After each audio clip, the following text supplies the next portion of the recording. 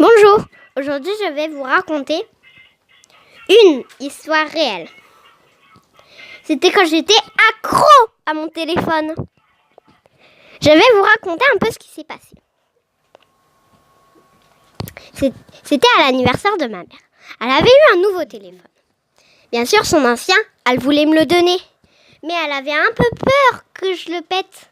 Enfin, si vous préférez, que je le casse. Du coup, je disais, promis, je ne le ferai pas tomber tout le temps que je l'aurai. Mais bien sûr, je n'ai pas respecté ma promesse. Je le faisais tomber par-ci, par-là. Bim, bim, tout le temps tombé. Il ne marchait plus trop. Donc, au bout d'un moment, je ne savais pas que je devenais accro à mon téléphone. Donc, un matin, en week-end, je faisais la grasse matinée, bien sûr. Et j'entendais toquer. Et ça m'a réveillée du coup. Et bien sûr, c'était ma mère qui me disait pour aller déjeuner à Europa Park. C'était à 8h du matin. J'étais complètement étourdie. Mais bien sûr, dès que j'ai vu mon téléphone, je l'ai attrapé, regardé mes réseaux sociaux. Et je ne savais pas que je devais aller dans le tourbillon des réseaux sociaux. Ma mère est entrée, m'a vu sur mon téléphone et a dit « Bon, dépêche-toi maintenant, on doit aller déjeuner à Europa Park. » Enfin, plutôt aller à Europa Park.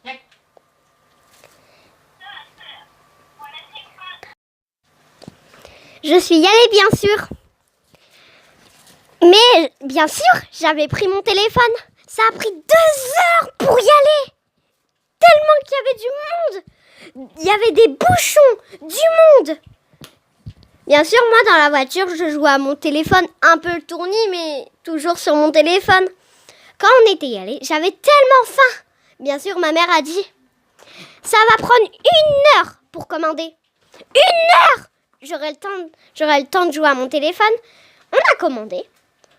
J'ai joué à mon téléphone. On a mangé. Et dès qu'on est rentré, eh bien, j'étais tellement étourdie que je pensais tellement à mon téléphone. Tellement à mon téléphone que j'ai joué toute la nuit à mon téléphone. Vous vous rendez compte?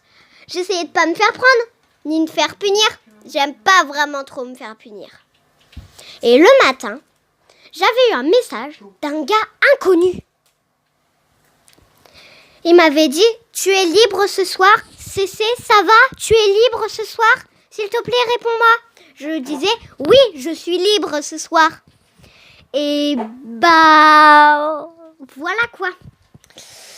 Mais ce soir, ma mère a dit, pourquoi tu as des cernes sur ton visage? Je lui ai dit, oh, c'est parce que j'avais trop faim hier, donc j'ai pas trop dormi, quoi. Elle m'a dit, tu pourras quand même sortir. Mais t'avises de rentrer très tôt. Très tôt. Au moins à 20h ou 21h. Ou à 18h même. Et il était déjà 17h. Donc j'ai couru pour y aller. Je suis allée au point de rendez-vous. Et au bout d'un moment, dès qu'on a mangé, on était y allé au café. Dès qu'on a mangé le café, il m'a embrassée. Je ne savais pas que ça allait devenir mon petit ami. Et du coup, tout le temps, j'étais devenue sur mon téléphone. J'étais tout le temps sur mon téléphone, quoi. À lui envoyer des textos à mes amis. Et bien sûr, tadadadam, j'ai déménagé. Mon copain est venu, enfin mon petit ami, est venu avec moi. J'étais très fière, mais le problème, c'est que je devais me refaire des amis. Et que dans cette école, ils interdisaient les téléphones. Car ma mère le savait que j'étais vraiment trop sur mon téléphone. Et donc, j'ai dû aller sans mon téléphone à l'école. Le premier jour a été un désastre. Je ne savais même pas quoi faire à part travailler, m'ennuyer, parler. Et bien sûr, ma mère me prenait les amis plus stricts pour moi. Et bien sûr, c'était les amis les plus ennuyeuses.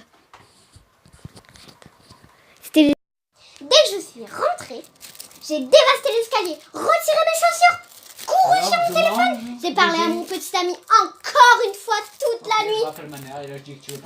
Et bien sûr, le lendemain, je ne voulais pas quitter mon téléphone. Bien sûr, c'était plus facile de les parler entre mes amis. Mais bon, je ne voulais quand même pas quitter mon téléphone.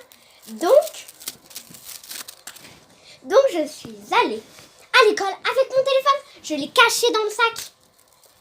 Et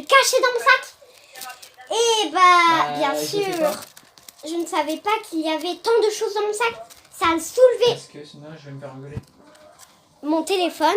Voilà, c'est tout pour aujourd'hui. À très bientôt pour un nouvel épisode. Bye bye. Bisous.